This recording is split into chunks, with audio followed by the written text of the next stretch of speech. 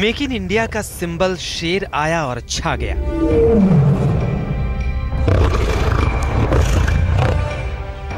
प्रधानमंत्री नरेंद्र मोदी के dream project make in India को पहली बार इस अंदाज में शोकेस किया गया।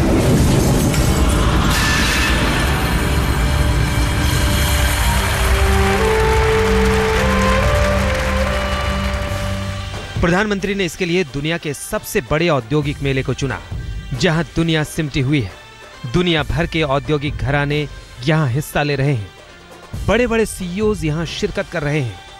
हजारों बड़ी बड़ी कंपनियां इस पर नजर गड़ाई हुई है। हैनोवर मेले का होस्ट तो जर्मनी है, लेकिन भारत की भूमिका इस बार यहां को होस्ट वाली है। यही वजह है कि प्रधानमंत्री मोदी ने इस मंच पर अपना जादू ऐसा चलाया कि दुनिया मुक्त होने लगी। For people in India, Germany is a valued partner and an enduring symbol of technology, innovation, quality and productivity. Even more, India and Germany share a close and warm relationship. It goes back centuries in the intellectual journey of German scholars. प्रधानमंत्री ने सबसे पहले दुनिया को make in India के symbol शेर का मतलब समझाया। उन्होंने कहा कि शेर नए भारत के प्रतीक है, जो दोस्ती और भागीदारी के वादे के संदेश को लेकर दहाड़ रहा है। The lions are a symbol of new India.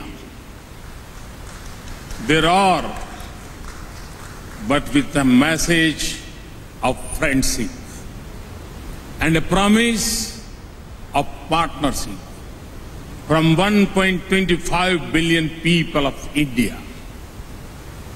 This is also the message of 14 states, 120 CEOs and 350 companies from India participating in this fair.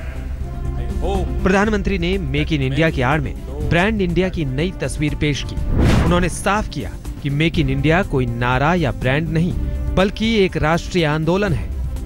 Whatever we choose to do, from reaching the cutting edge of industry to meeting the most critical social need, we require investment and technology, industry and enterprise.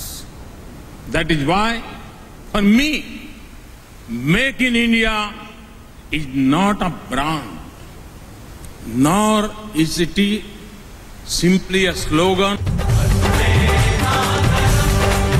Make in India के बहाने प्रधानमंत्री ने दुनिया को संदेश दिया कि कैसे भारत पलक पावड़े बिछाकर स्वागत की तैयारी में लगा है। मोदी ने दुनिया को न्योता देते हुए कहा कि हम उद्योग फ्रेंडली माहौल तैयार कर रहे हैं, जहां नियम लगातार नहीं बदले जाएंगे, कोई सरप्राइज एलिमेंट नहीं होगा, निवेश के लिए नीतियों में बदलाव होगा, प्रोजेक्ट की मंजूरी के लिए सिंगल विंडो की कोशिश होगी। You want the confidence that the environment is stable, the rules would not change frequently, and there will be no surprise element.